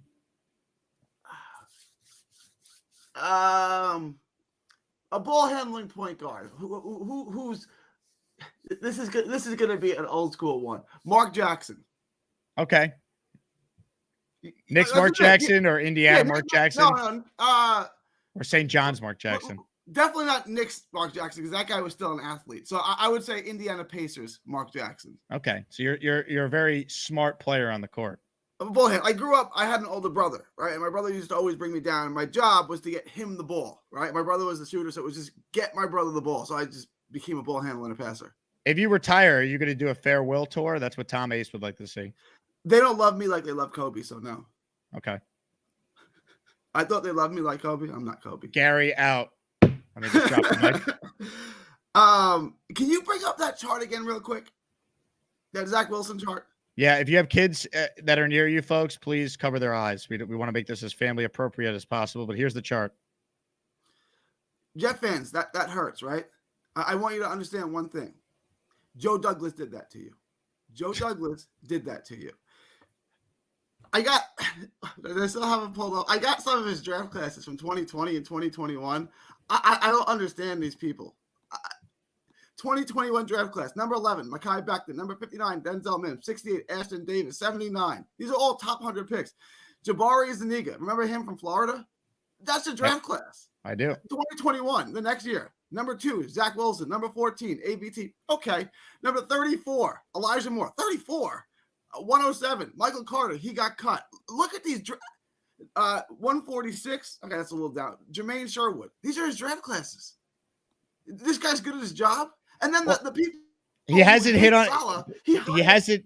But like, hold on. Like he has not been perfect. That's why I agree with you from the standpoint of like I'm not like blindly saying Joe Douglas gets to be here no matter what. Like I think I've been very fair in talking about the good and the bad. To me, there's been more good than bad, which is why he's here. He had Aaron Rodgers for 4 plays. He gets a year with Rodgers. Then we reevaluate at the end of the year. That's where I'm at with Joe Douglas. And with Salah, if you caught the beginning of the show, I made it very clear he should be ranked number 1 as far as the hottest coaches going into the year. Not hot looks wise, which he did win, sexiest coach or whatever, but on the hottest of seats, I mean. Like he beat Andy Reid?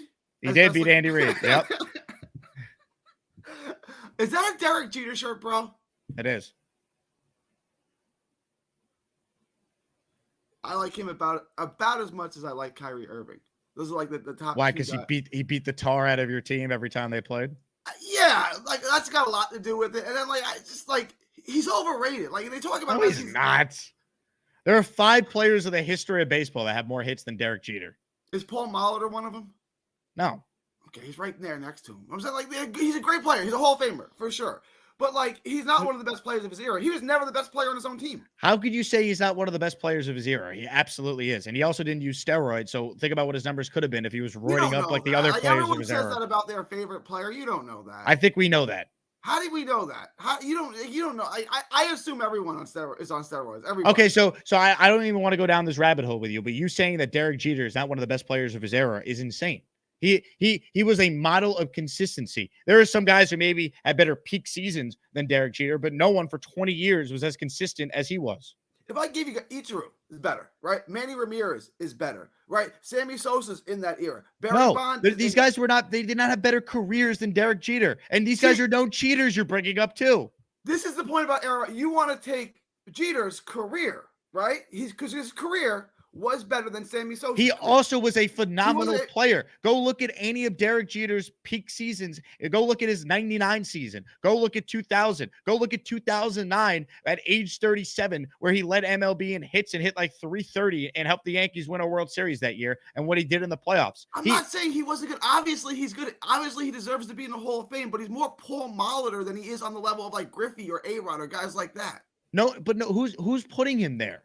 Like, I didn't say he was better than Ken Griffey Jr. or A-Rod. Okay, but that's where I feel like his name gets mentioned with the legends of the game. And You just said he's not one of the best players of his era. He is a legend of the game. He won 5 championships. He's got a career like .315 batting average in the playoffs. He's synonymous with big game moments in the history of New York sports. You could do a top 10 list of Jeter's most notable plays, and they're not all offensive plays. A lot of them were defensive plays where he, being the legend that he is, came through in the biggest moments. That's what makes you a legend. That's what gets you in the conversation with the all-time greats.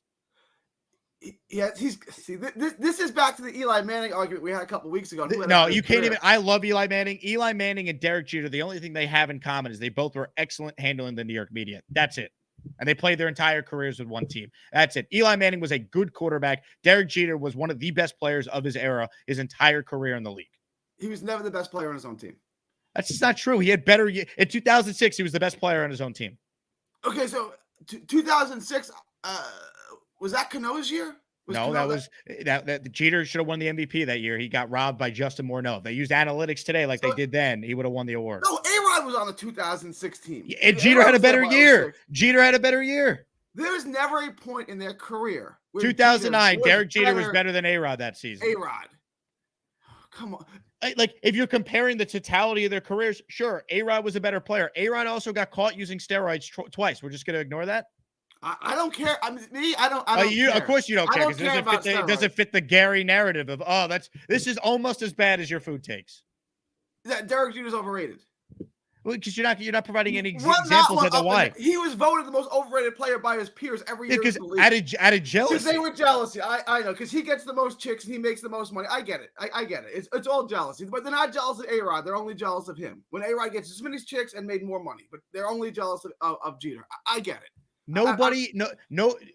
A-Rod's entire career is marred by controversies he created. Jeter's known for being the opposite of all that because he played 20 years in New York, and the only knock on the guy was they alleged he gave a gift basket to some chick after he had a one-night stand with her. That's all they had after 20 years of him being the Yankee captain and dating the most beautiful women on the planet. That's the only knock on 20 years they had on Derek Jeter. We could do an entire show on things people had issues with A-Rod. You can't even compare the two. Well, no, look, Jeter's a better guy. Like, I'd rather hang out with Jeter than A-Rod. I mean, A-Rod, although what he does, Shark Tank, like, he's come off as more likable, but like A-Rod always came off as a weird guy. You have one at bat, bases loaded, 9th inning, Game 7 of the World Series. You have one at bat, you're down 1, game's on the line. Would you rather Derek Jeter up there or Alex Rodriguez? Mike Piazza. Gary, thank you for the time. We will see you later. Chicken with pasta is worse than peanut butter with sandwich. You're taking Jeter every time. He's one of the greatest postseason performers in history. And I love A-Rod. A-Rod provided the only championship I truly remember and appreciate because I have 2009. But come on, man. What are we doing here? Dre, super chat. Gary, keep going. 2022 draft, tell the whole story. No, Gary will only bring up Joe Douglas's first 2 drafts. Then he'll skip ahead and probably won't even mention 2022. It doesn't count in the eyes of Gary. Big fella, super chat. Gary's takes are making me question his decision-making as a point guard. Jeter was the most clutch baseball player I ever saw. That's crazy. Like, go. You know what? Want to know what made Derek Jeter one of the greatest players of all time? Go look at his career batting average in the regular season and then career batting average in the postseason. The moment didn't matter. He was the same guy. Now do A-Rod and tell me that Jeter was ever the best player in his own team. Are there years A-Rod was the best player in the league? Yeah, obviously. But you can't tell the story of Alex Rodriguez without also acknowledging the guy used PEDs. Paolo, $20 super chat. Boom, baby. Yes, Salah is on the hot seat, but I have yet to see his players openly complain about him. Also, I wish I can call in every day. With work, it's very difficult. Hoping that changes soon. Huge thank you for Jets vs. Texans game. Paolo, I got your email. The tickets, I don't know if you saw the Discord, are being sent out beginning tonight. So thank you so much, my man. Can't wait to meet you. And I think Salah has complete buy-in from his players. I think they genuinely like him. They play hard for him. I think that's a strength of the head coach. But that's not enough to, keep your job if they don't win this year. Jet it out. Wow, this is major league blasphemy. Speechless. Gary's hatred of Derek Jeter stems from the fact that look at Derek Jeter's career batting average against the New York Mets, and then look what Jeter did to them in the 2000 World Series.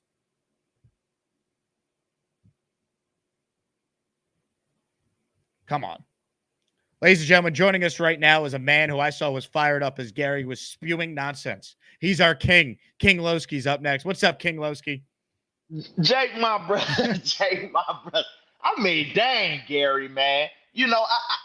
Hey, let me just start by saying this, Jake. I want to apologize for my last appearance on your show. I know it was a little out of line, but they really had me fired up. Now, here we are, June again, okay, with another non-story that every Jet fan in the world knows. Okay, we know the man has to win. Okay, we know that. The man has to win. We've been knew that. We knew that 2 years ago. Another non-story in June. Now, Gary, what the heck are you talking about? What the heck are you talking about, dog? Derek Jeter overrated? Let me just say this, man. I'm glad everybody in the chat, everybody is picking their side. Cause stand on it, doggone it. All right? It's the Yankees till I die. All right? F the Mets. All right? And I ain't doing no cussing today. F the Mets. We don't care nothing about them. All right? We got Cole on the mound tonight, and y'all ain't gonna hit nothing. Guaranteed. All right? Now let me just say, Gary, your takes, man, have to be analyzed from a different spectrum, okay? Because at the end of the day, man, we know you took a lot of hits in the head, okay? But ain't no way in God's green earth that Derek Jeter is overrated. Nobody in life has said that, okay? Son, get reevaluated, go to the hospital, and get drug tested because you need help, okay? Serious help, all right? Now, at the end of the day, baby, we're not worried about Robert Saleh in June. We worried about Robert Saleh come September 9th, game 1, okay? Let him make the right decisions, make the right moves to help us get in the doggone playoffs, all right? Now, y'all, go on and do your thing today, but you already know them Yankees coming, baby, and we going to the World Series, and we going to win it this year, baby. Let's go, King. Let's go. How about a call from King Lowski without foul language? Some are saying this foul language warning worked. On behalf of the Jake Asman Show, we apologize for the foul language. By the way, just because I haven't seen it in a while and it brings me happiness, here's Derek Jeter's resume on Baseball Reference. Rookie of the Year, 14-time All-Star, 5-time World Series champion, 5-time Gold Glover, 5-time Silver Slugger, World Series MVP, All-Star Game MVP. This doesn't include the batting average of a lifetime 310 in the regular season. Now let's look at the postseason, where Derek Jeter was known to be one of the most clutch athletes in the history of Major League Baseball. Postseason, Derek Jeter, lifetime batting average, 308 in 158 games. He played a full season in the postseason where you face the best teams, the best pitchers. You're the captain of the Yankees. All the pressure's on you. And his career batting average was 2 points lower in the postseason than it was in the regular season. And that's why he's one of the greatest baseball players of all time. Derek Jeter's career postseason numbers: 20 home runs, 61 RBIs, a 308 average, a 465 on base percentage. That's what made Derek Jeter Jeter. The knock on A-Rod was not before 2009 coming through in the playoffs. That's the difference. You have one at bat with the game on the line. You're picking Derek Jeter 100 out of 100 times. I didn't think I would need to argue this, but Gary doing what he does. Ladies and gentlemen, joining us right now is Kyle Clifton. Hello, Kyle.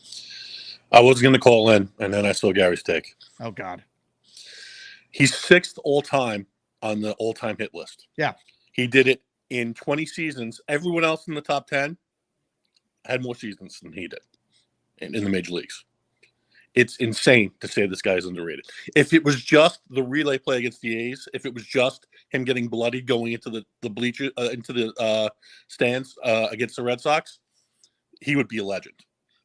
Has not even talking about, hitting 310 every year or 320, or how he got gypped in 1999 in the MVP race against Irod. I think 06 was a bigger travesty against Justin Morneau. I don't know. You got to look at those numbers, but in *99, it's pretty embarrassing. No, Derek Jeter should have won an MVP at least once in his career. 100%. Yes, I think we agree.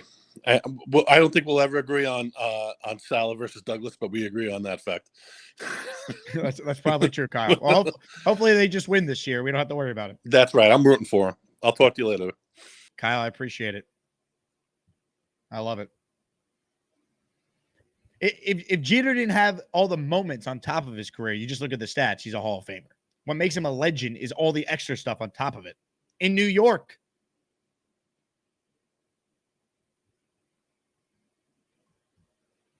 crazy, man.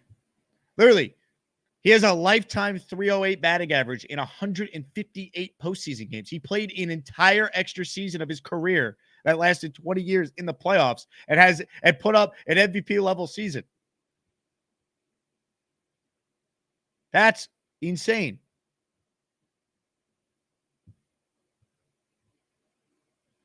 And Jeter was great through his age 38 season. I brought up that 2009 year. I think 2012 was even better. 2012, he led at baseball in hits, 15 home runs, 58 RBIs. He batted .316, 7th in the MVP race that year. And then he broke his leg in the playoffs against the Tigers, was never right in 2013, coming back from that injury too soon. And then his last year, he knew he was done at age 40. And he retired.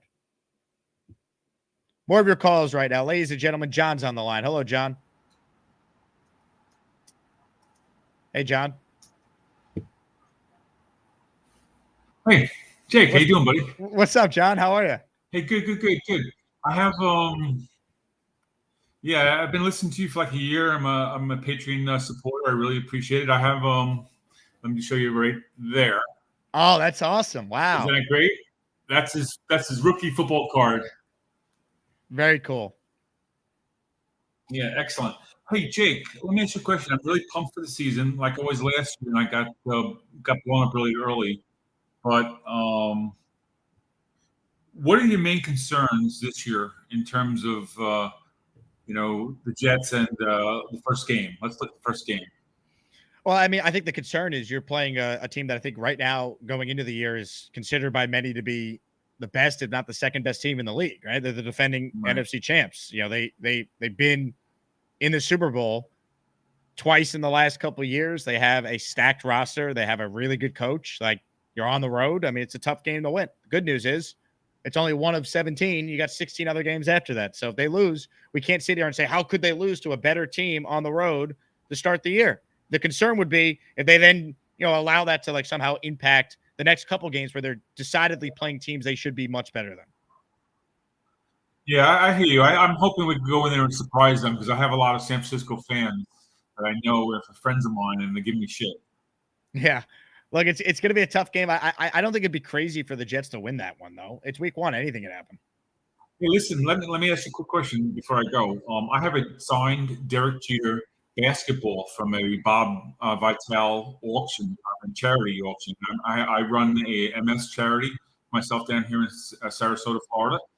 I don't have the audience you have. Maybe we could talk offline. Maybe you could auction off and you could donate some of the proceeds to your charity and some of the proceeds to my charity. That'd be great, John. Yeah, do me a favor. My email is in the description for the video, or it's just asmanjake@gmail. Shoot me an email. Let's talk about that. That's a great idea. Thank you. Appreciate it, John. Call back soon, man. That Namath piece is awesome. How about that? A signed Derek Jeter basketball. Love that. Ladies and gentlemen, joining us right now for the first time since he was one of the biggest stars of our Long Island meetup, a man who got on the phone with his bank and demanded $500 to be deposited back into his bank account immediately because he did not mean to send a $500 super chat asking about the pulse of Alan Lazard. Ladies and gentlemen, Peter Castro. Hello, Peter. Hey, Jake. How are you? How are you, Peter? I'm good. Listen, Alan's making me nauseous. Give me 9 Derek Jeters, and I'll win. I'll win the World Series. I'll be in the World Series every year. Yeah. All right. He has no clue what he's talking about. Not only was the guy great, but he won games himself with his head. He's smart. Give me 9 of him. Give me 11 Aaron Rodgers, and we'll be in the Super Bowl every year too.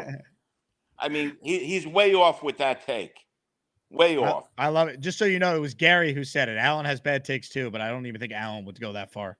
No, it was Gary. Gary got too many punches to the head. Also, I want to say I saw Bonesy last night playing basketball. He stinks. All right, he has no shot against that other guy. What was his name? Gary Tommy? or Tommy? Yeah, he has no shot. That other guy will be like a fly going around him. Bonesy plays basketball like with a piano on his back.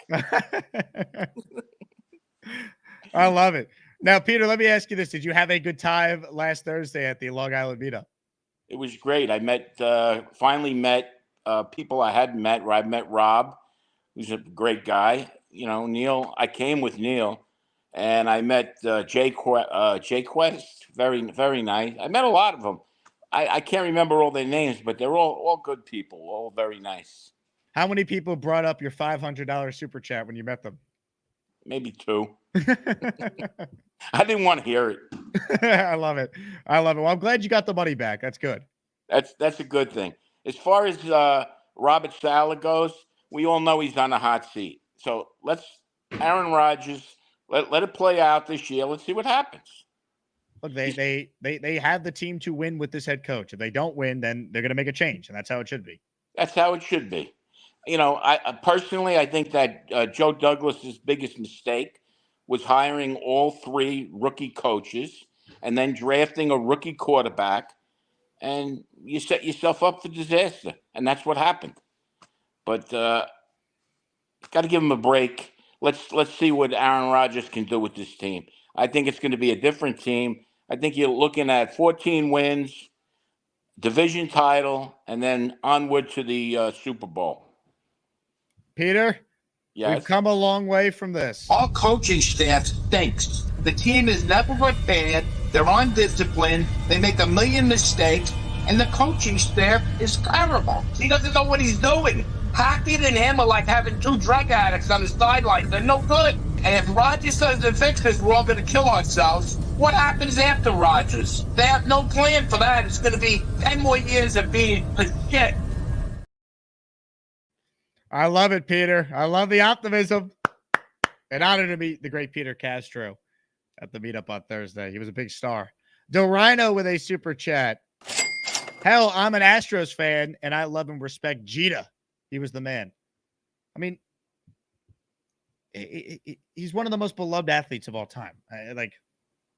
Gary is just a hater. If Derek Jeter was a Met, Gary would have a statue erected in front of his house for the guy. I don't want to hear it. I mean, come on now. In honor of the Subway Series, let's take a look at the 2000 World Series, where Derek Jeter batted .409, walked 3 times, had 2 RBIs, 2 home runs, a triple, 2 doubles, 9 total hits, scored 6 runs in 25 plate appearances, en route to winning World Series MVP. Wonder if that's why Gary doesn't like Derek Jeter.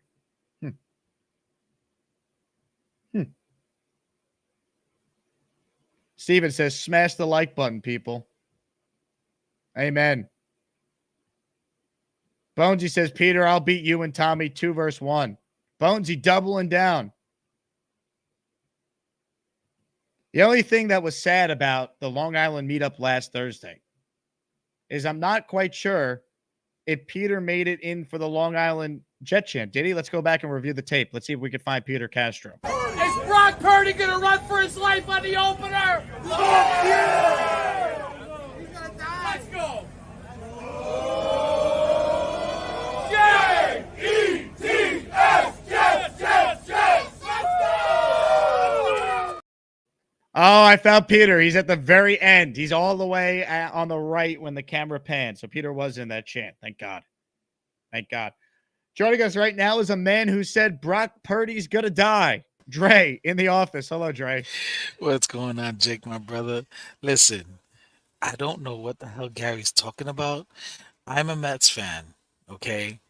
But I'm not Johnny. I don't hate the Yankees. I can't comprehend. That doesn't fit in my head.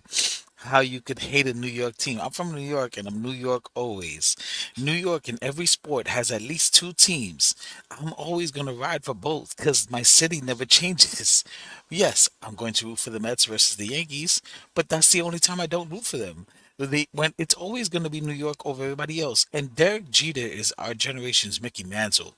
So that has to be, this is worse than chicken on pizza or chicken pasta. This is worse than all of that because you can actually make a logistical pathway to why Gary feels the way that he feels. Like how Italians from Italy don't do chicken with pasta. It's always chicken with steak or beef or pizza or like fish. You know what I mean? Like you can get there. Like it doesn't make sense to us because we're from the U.S. But we don't have any issues with it because we know it tastes good and Gary's out his mind. But this is literally probably the worst take ever. Like Derek Jeter is our generation's Mickey Mantle. I feel like, oh, okay, I'm happy that I got to see him play. It's like Derek Jeter is like, honestly, Derek Jeter is like when you saw Michael Jordan play. It's like, oh wow, I got to go to the Garden. I got to watch Michael Jordan play. Like, oh wow, I got to go to watch the Yankees. I saw Derek Jeter play. People are gonna remember those games, that wild game where he dives into like the 7th row and catches the ball and tries to make a play and the ball comes out. He's all bloody, got beat up by a whole chair. And then they don't teach that kind of hustle. Like right there, it told you everything you need to know about Derek Jeter. Dive in head first into the stands, come out bloody. Like, okay, we're playing, right? Let's keep going. Like, bro, do you need like a Band-Aid or something? Nah, let's go play. Keep playing. Rub some dirt on it. Let's go. I mean, it's he's one of the greatest winners ever, and Mhm. he's got he is a first ballot Hall of Famer. Like, what are we debating? Like, Clearly. he's not Barry Bonds or he's not Babe Ruth. Okay, It's not- no one said he's the best baseball player of all time, but to call him overrated when there's 5 guys that have ever played the sport that dates back to the 1870s that have more hits than him. Tells you all you need to know. Exactly. And are we gonna be okay? Good. And Are we to actually be hon- working today, Dre? You're in whisper mode. I don't want. Well, there's people going. I don't want to try and be disturbing. I'm supposed to be doing training, so I'm training. But the whole point is, it's like you said, game on the line, 2 outs, bottom of the ninth, runner on third, and a runner on second, and you need a hit to win the game. It's gonna be Derek Jeter, 12 times out of 10. Like, what are you doing? He was Mr. Clutch. He was Mr. November. I'm sorry. There's always Derek Jeter over A-Rod. Gary just been hitting the head too many times. Probably. We got to stop expecting so much out of Gary. Vito, I love Gary. I met Gary. Gary's the coolest cat ever. Worst takes ever, but that's okay because we still love him, even though his terrible takes, and we can go on and on about it, and he will continue to give us bad takes about any topic. That's what he does. Dre, excellent call. I appreciate you, man. Love you guys. Peace. Dre back in the office in whisper mode.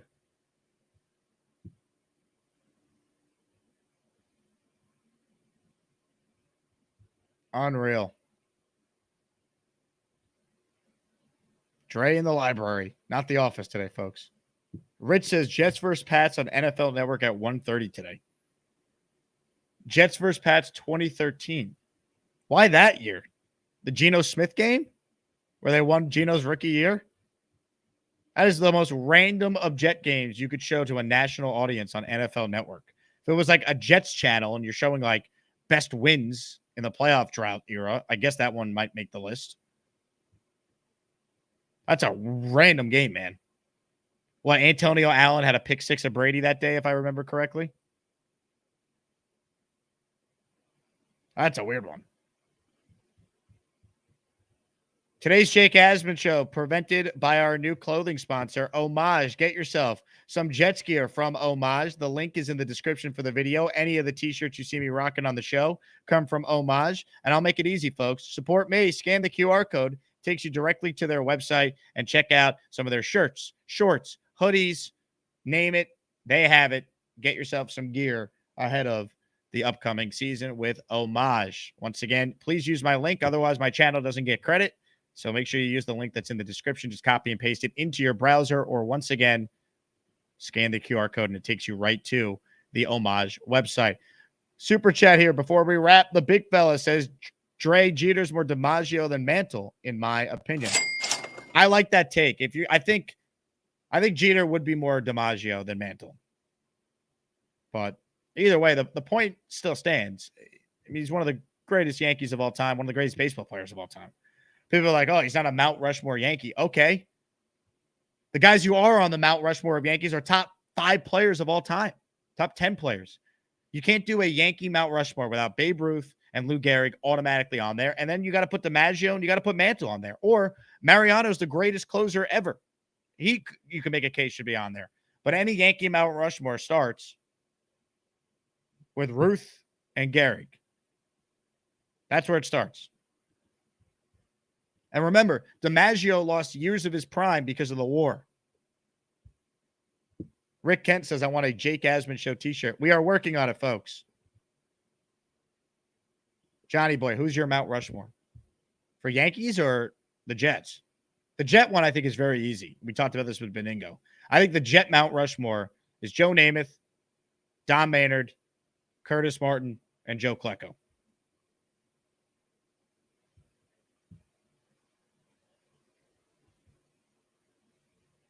I think that's the Mount Rushmore.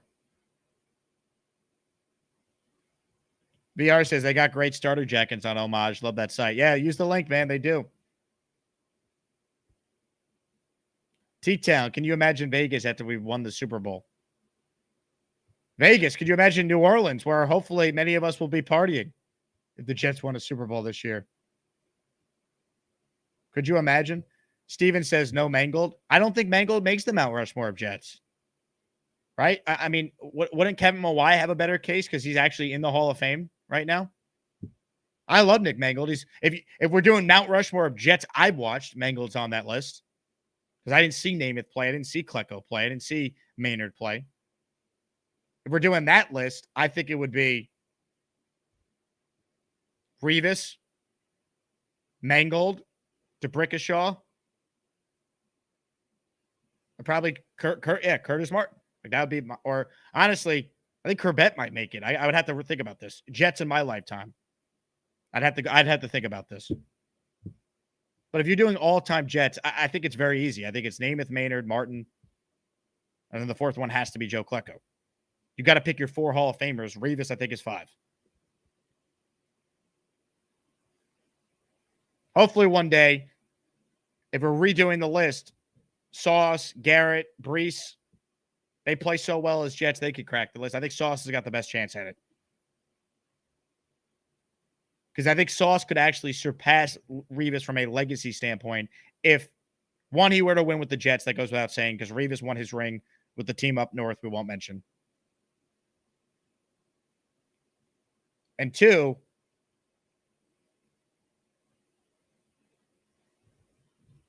he plays his whole career with the Jets, something Revis didn't do, or most of it, right? No one could fault Revis for trying to hang on at the end, going to the Chiefs or whatever, but Revis in his prime went to Tampa and then New England before coming back to the Jets. And that was more the Jets than Revis's fault, but that matters. Carly writes in, green and white will be taking over Bourbon Street. Oh, baby. You imagine the Jet chant on Bourbon Street? Is Brock Purdy going to run for his life on the opener? Yeah! Let's go. J-E-T-S, Jets, Jets, Jets. Let's go. Yeah, buddy. All right, that does it for me. Fun show, nearly 2 hours. Thank you all for watching. Hit the like button. Join the Patreon for more bonus content and to support us away from YouTube. I will be back in the early afternoon for show number 2 because I'm headed to Citi Field tonight for Yankees versus the New York Mets. Hope everyone has a great day. Catch you on the second show. Once again, my name is Jake Asman. This has been the Jake Asman Show. Jets, Jets, Jets, Jets. Hello, Jake. I just had dinner. I had a couple of servings of chicken soup, my mother's homemade chicken soup. Hey, Charles, I need some of that chicken soup. It was delicious. I'm glad to hear it. Yeah, I know it's delicious. I need some of it. I love to eat, so what can I say? Send it this way, Charles. I was not expecting. I love this show, man. We got the best callers. We really do. Excuse me, miss. I need to return this damn child. He's no good. Sometimes a child just is no good. Take his one back.